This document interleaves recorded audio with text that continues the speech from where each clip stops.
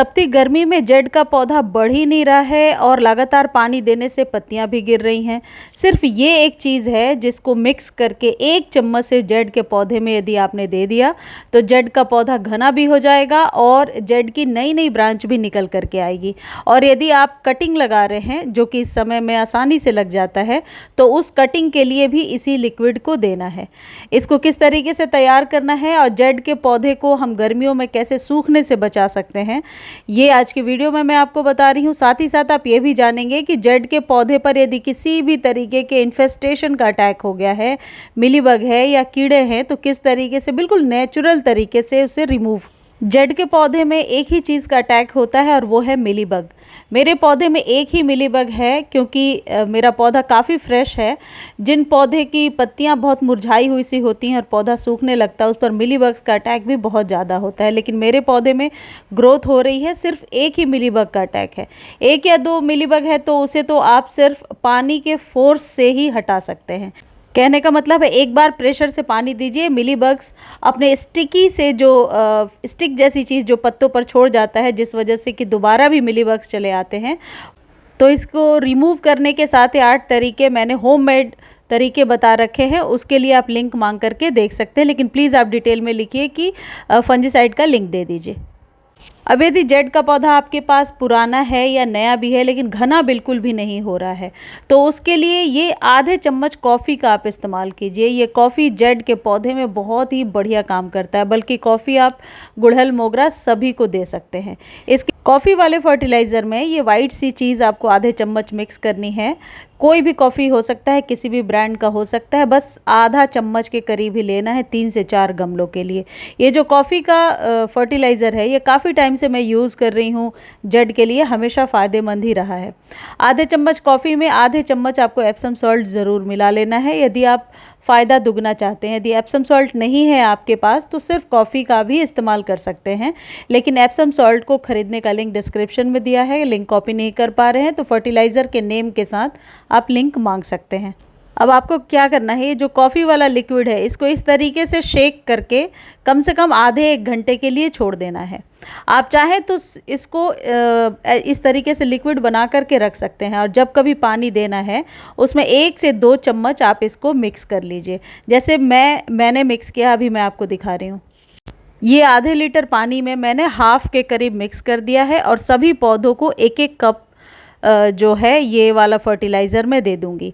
ये आपको 15 दिनों पे रिपीट करना है। एप्सम सॉल्ट से आपको पता ही है मैग्नीशियम वगैरह की कमी भी पूरी हो जाती है और पौधे की ग्रोथ भी सही रहती है। और इस तरीके से पानी जितनी रिक्वायरमेंट है दे दीजिए। पानी देने के पहले मिट्टी कुछ इस तरीके की भुरभुरी होनी चाहिए और जब भी पानी दे रहे हैं वो पौधा पहले से धूप में नहीं होना चाहिए। यदि पौधा धूप में है तो कभी भी पानी मत दीजिए, क्योंकि यदि प्लास्टिक के गमले में आपने लगा रखा है तो गमला बहुत ही गर्म रहता है और जैसे ही आप पानी देते हैं वो जलने लगता है। यदि गमला ठंडक में रखी हुई है कहीं तो आराम से आप पानी दे सकते हैं, सुबह शाम दोपहर कभी भी किसी भी टाइम में जब आपको कन्वीनियंट लगे। एक चीज़ ध्यान रखिएगा कि मात्रा ज़्यादा नहीं करनी। आधा चम्मच बोला है तो 3 से 4 गमलों के लिए आधा चम्मच ही आप इस्तेमाल करेंगे। अब अगली इम्पॉर्टेंट टिप है जो आप समझ लीजिए। देखिए इस तरीके की वाइट हो रही है सॉइल जेड की, तो इसको थोड़ा ब्लैकिश करने के लिए चायपत्ती का इस्तेमाल ज़रूर कीजिए। उससे आपके पौधे को फ्री में नाइट्रोजन भी मिलेगा और भी बहुत सारे पोषक तत्व हैं, उसमें एलिमेंट्स हैं जो अपने पौधे के लिए चाहिए। इस तरीके से चायपत्ती को गर्मियों में सुखाना आसान है। अब कई लोग कहते हैं कि चायपत्ती में अदरक वगैरह डाल रखा है हमने, तो 2 चीज़ें यहाँ समझ लीजिए। चायपत्ती को यूज़ करने के बाद बहुत अच्छे से आप पहले पानी से वॉश कर दीजिए। वॉश करने के बाद आप इसे पहले धूप में रखेंगे। जब आप धूप में रखेंगे तो जो अदरक वगैरह आपने डाला है वो सूख करके दिखने लगेगा, ड्राई हो करके कुछ इस तरीके से।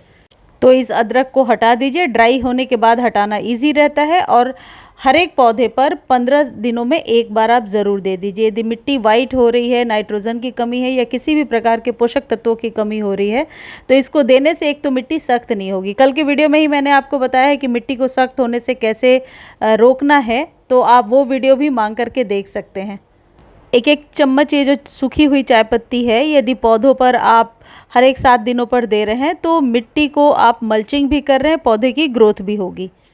आप चाहें तो इस जगह पे फ्रेश टी लीफ ले सकते हैं, लेकिन मैं स्पेशली आपको रेकमेंड करूँगी कि आप यूज़ टी लीफ से ही मल्चिंग करेंगे तो ज़्यादा बेहतर रहेगा।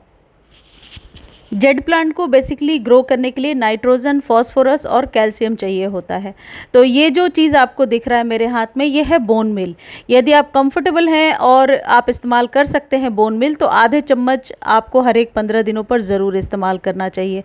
इससे आप देखेंगे कि पौधे की ग्रोथ ज़रूर अच्छी होती है। बोन मिल को ऑनलाइन भी आप खरीद सकते हैं, मिट्टी की गुणवत्ता को भी ये बढ़ाता है। वैसे तो जेड प्लांट को ज़्यादा पानी नहीं चाहिए, लेकिन मॉर्निंग में एक बार यदि ये चावल का पानी आप दे देते हैं तो आप देखेंगे कि पौधे की ग्रोथ बिल्कुल नेक्स्ट लेवल हो रही है। यदि आप ये सोच रहे हैं कि इतने सारे खाद में से कौन सा देना है कौन सा नहीं, तो जो घरेलू खाद है वो 3-3 दिनों के गैप पर, जो लिक्विड है जैसे चावल का पानी एवरीडे भी दे सकते हैं, 1 से 2 दिनों के गैप पर दे सकते हैं। चाय पत्ती को डायरेक्टली सॉइल में डालना है और कॉफ़ी वाले जो मिक्सचर को मैंने बताया वो 15 दिनों पर यूज़ करना है।